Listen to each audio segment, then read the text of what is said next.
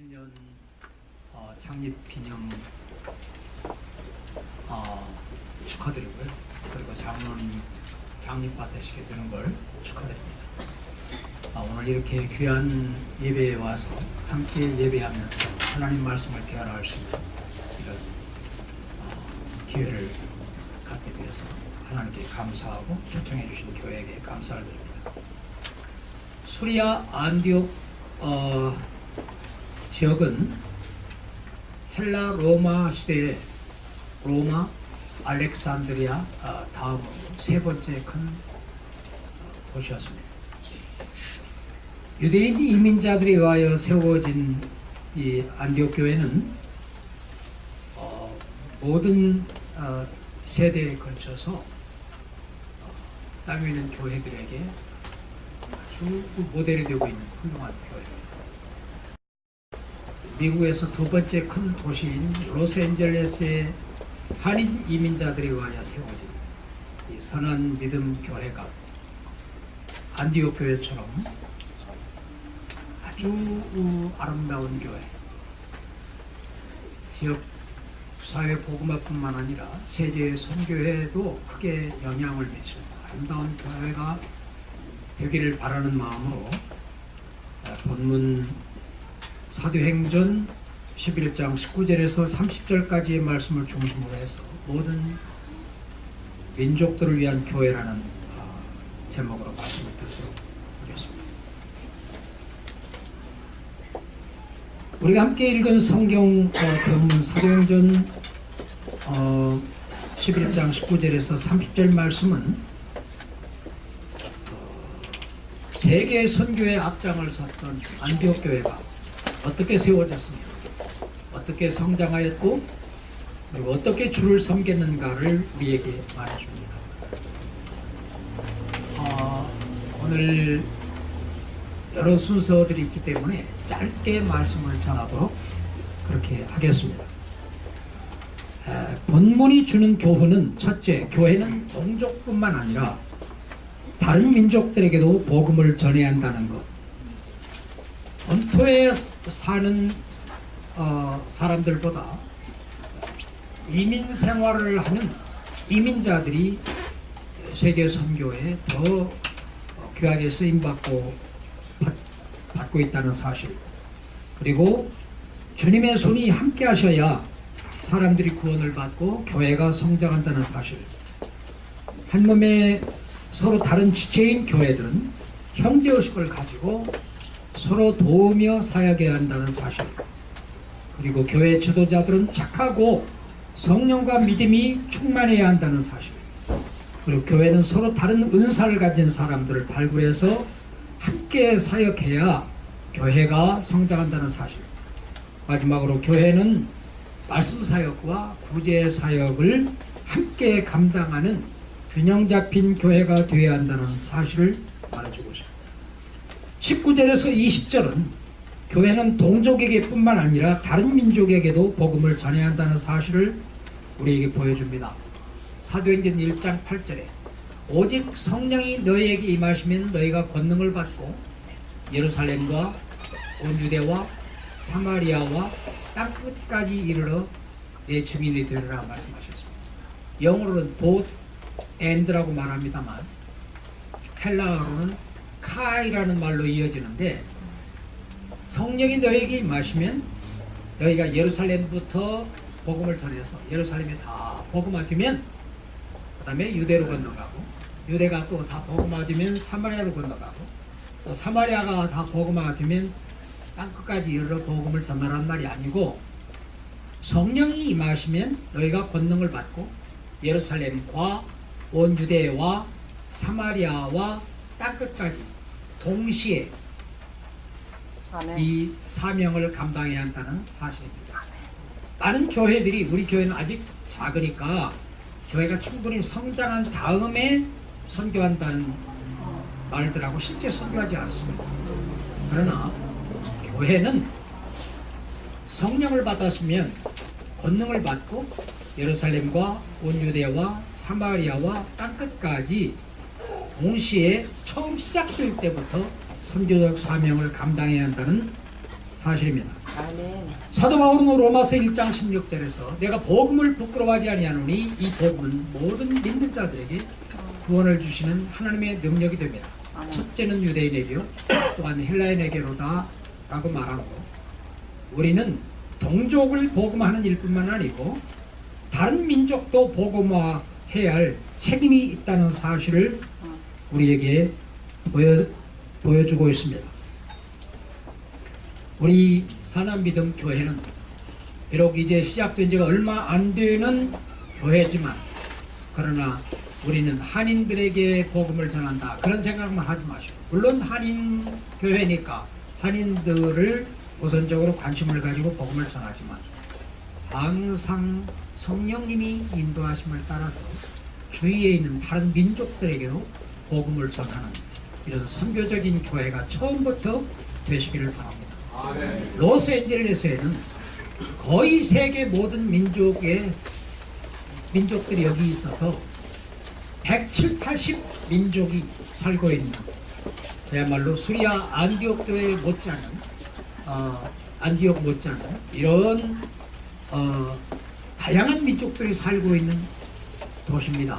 그렇기 때문에 여기에 세워진 이민교회들, 해외 선교사를 보내서 선교하려는 노력만 할 것이 아니라 교회 주위에 있는 타민족들에게도 성령님의 인도하심을 따라, 성령님의 도우심을 따라 복음을 전하는 선교적 사명을 감당하는 교회가 되시기를 바랍니다.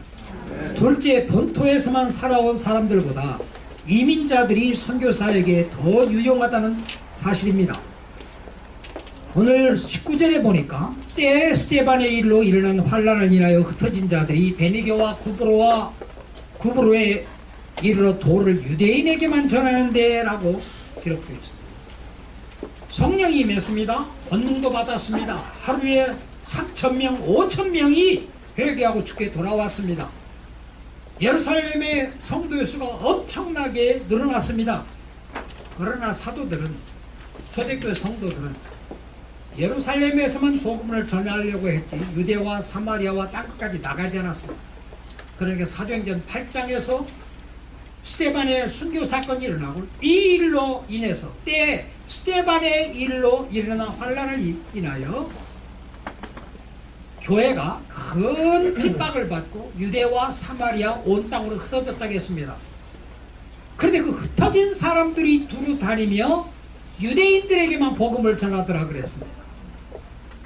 하나님의 섭리 가운데 우리 한인들을 세계 각국의 이민자로 이렇게 보내셨는데, 미국에 이민 와서 사는 한인들은 한인들에게만 복음을 전해서는 안 됩니다.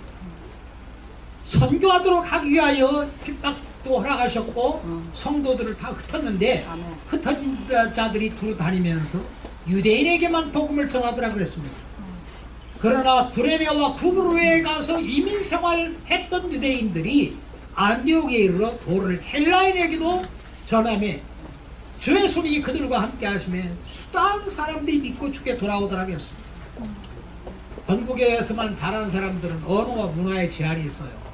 그렇지만 이민 생활 해본 사람들은 항상 다른 민족들과 섞여 살고 다른 음식을 먹으면서 하나님이 섭리 가운데 우리를 선교적 사명을 감당할 수 있는 이런 은혜를 주셨습니다. 그래서 이민자들이 선교 사역을 더 잘 감당하기 때문에 하나님이 우리를 이민자로 보내신 줄 알고, 아멘. 또 바나바와 바울이 이민자들이었습니다. 그들이 초대교회 위대하게 쓰임받은 하나님의 사람들이었습니다. 하나님이 이민자로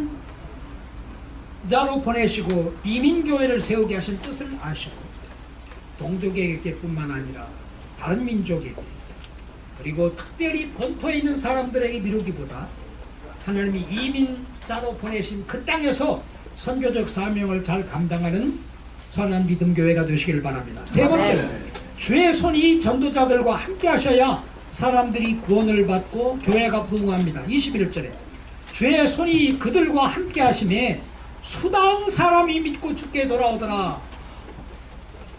목사님과 성도들이 열심히 기도하고 전도해야지만 주의 손이 그들과 함께 하심에 허다한 사람들이 믿고 주께 돌아오더라 하겠습니다.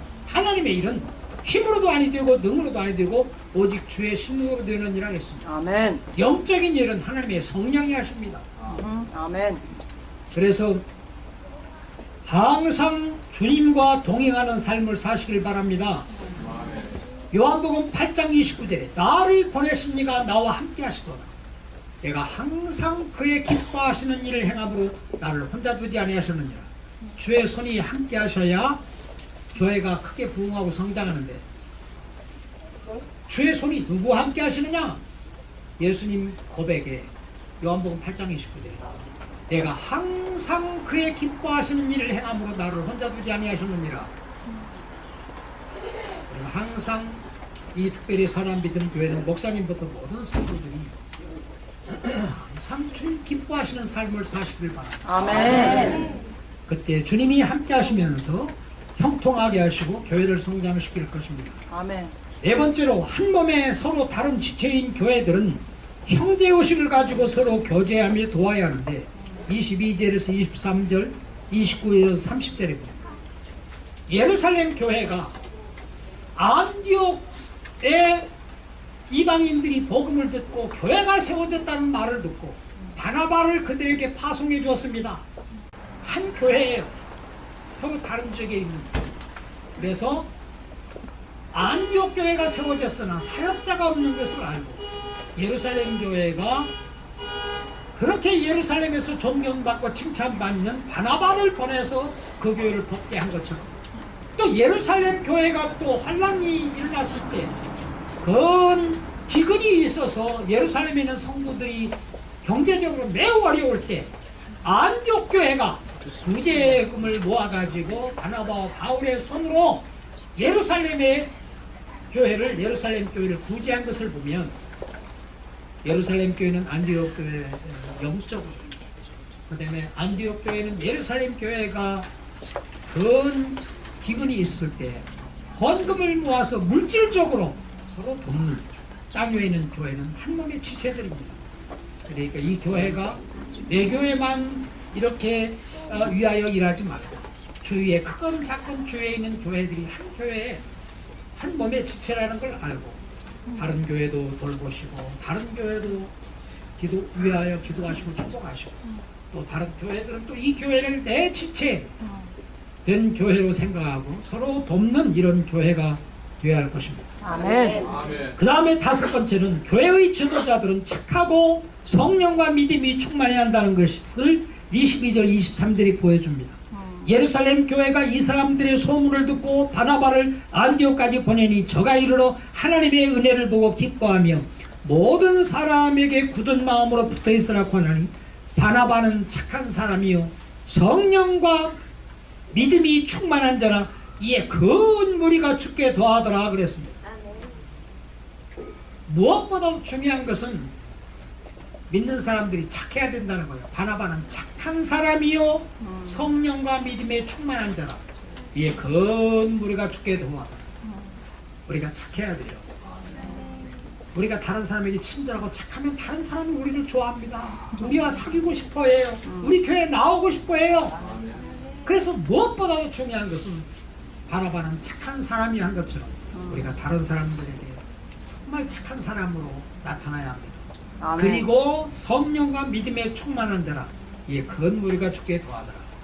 이 선한 믿음 교회는 모두 착한 성도들로 가득 차기를 바랍니다. 아멘. 그리고 성령과 믿음에 충만한 교회가 되시기를 바랍니다. 아멘. 그리고 여섯 번째는 교회는 지도자들을 발굴하여 서로 다른 은사를 가진 사람들과 함께 사역해야 한다는 것이 24절 25절의 교훈입니다. 아멘. 바나바가 사울을 찾으러 다소에 가서 만남에 안디옥에 데리고 와서 둘이 교회에 1년간 모여있어 큰 무리를 가르쳤고 제자들이 안디옥에서 비로소 그리스도인이라 일컬어 받게 됐다.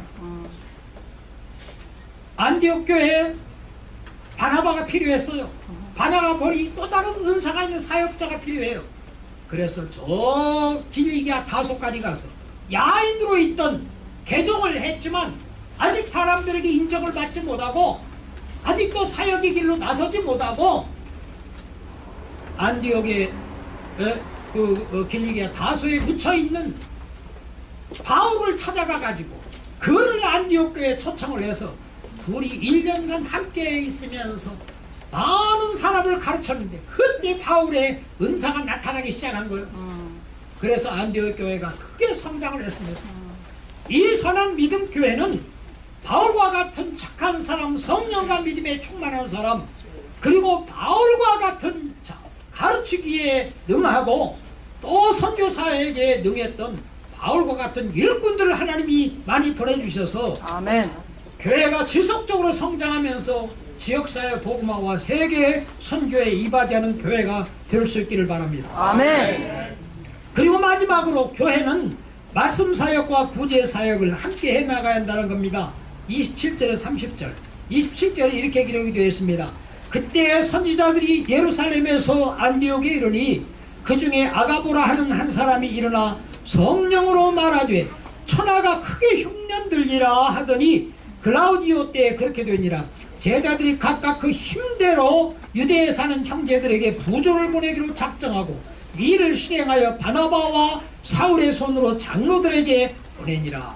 교회는 말씀 사역과 구제 사역을 균형 있게 함께하는 교회가 되어야 합니다.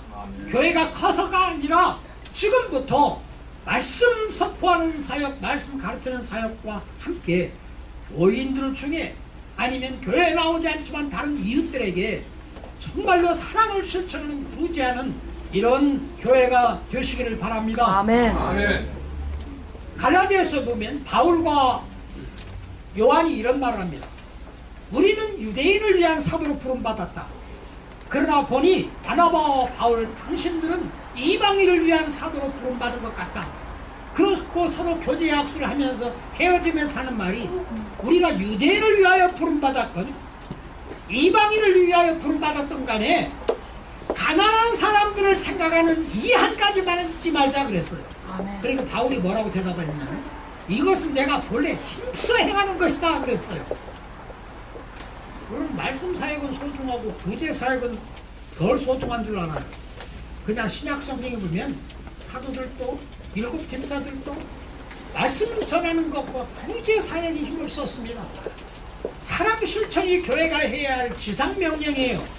그러니까 이 선한 믿음 교회는 부지런히 말씀을 선포하고 모든 족속으로 가서 제자를 삼으라는 주의 명령을 좇아서 처음부터 선교사에게 힘쓰는 교회가 되시기를 바랍니다. 항상 주님이 함께 하시고 그래서 교회가 크게 성장하는 교회가 되기를 바랍니다. 그리고 모든 성도들이 성령과 믿음에 충만한 착하고 성령과 믿음에 충만한 교회가 되고 또 지도자들을 길러내는 교회 그리고 말씀 사역과 구제 사역을 균형 있게 해나가는 아름다운 교회가 되시기를 주님의 이름으로 축원합니다.